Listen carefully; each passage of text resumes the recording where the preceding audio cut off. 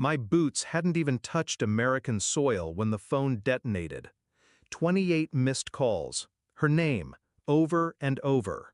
Then one voicemail that didn't match the woman who'd written me off 6 months ago with a text as blunt as a gunshot. Don't expect us when you get back. The kids and I are happy with my new husband. They chose his surname over yours. I had replied with just one word. Understood. No screaming, no questions, no threats. And when she forwarded it to my lawyer, I imagine she thought it proved I was emotionally stable enough to let go.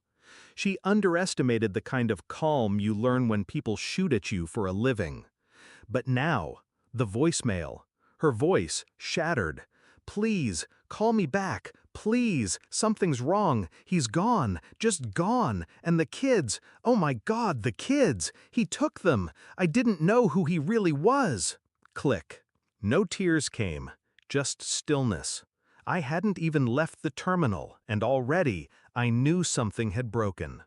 Not in me, in her story. The betrayal wasn't the message. It was how easily she replaced me. One sentence. No emotion. My name erased like a typo in a draft she didn't care to finish. She made it legal before I even returned, filed for full custody, changed the kids' names, took his. Didn't even wait for the dust to settle on my deployment.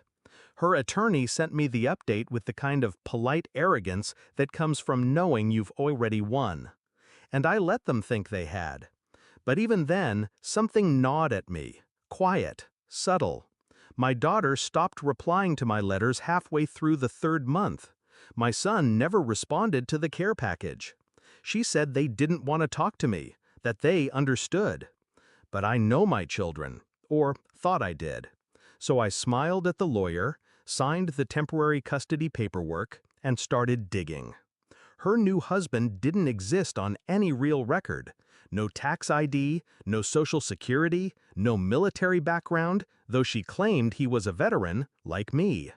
His name, Daniel Ridge, was as real as the family he stole. I started with the basics.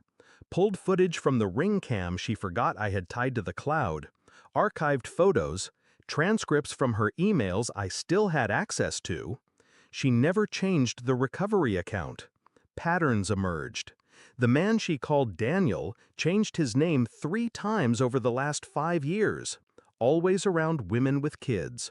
Always charming. Always patient. Until they signed something over, and then he disappeared. But this time, he took more than their savings. He took my kids. Her frantic calls weren't out of guilt. They were out of fear. Private investigators don't ask many questions when you pay up front. Mine sent over the full report in 48 hours.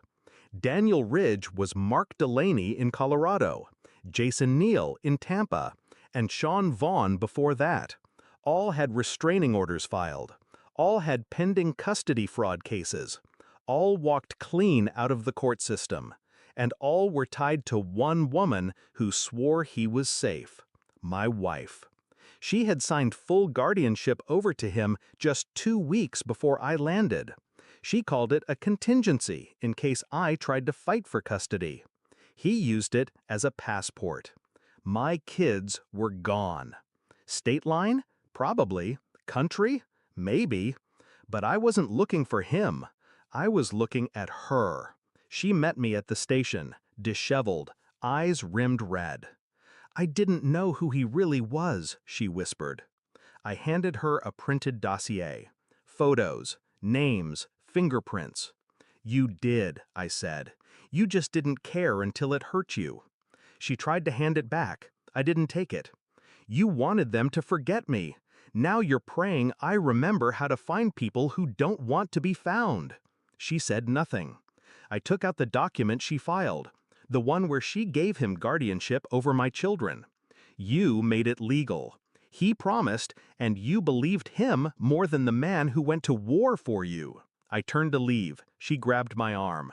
Can you find them? I already have, I lied. The fear in her eyes was the only justice I needed. I didn't come home to a family.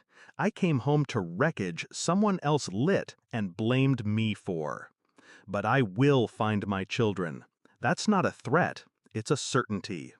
The system may take months, maybe years, but I've hunted men with fewer shadows to hide behind. She'll never see them again. Not because I'm cruel, because she handed them over to a ghost and called it love. And I'll bring them back. She erased my name from their birth certificates, so I carved it into the man coming to take them back.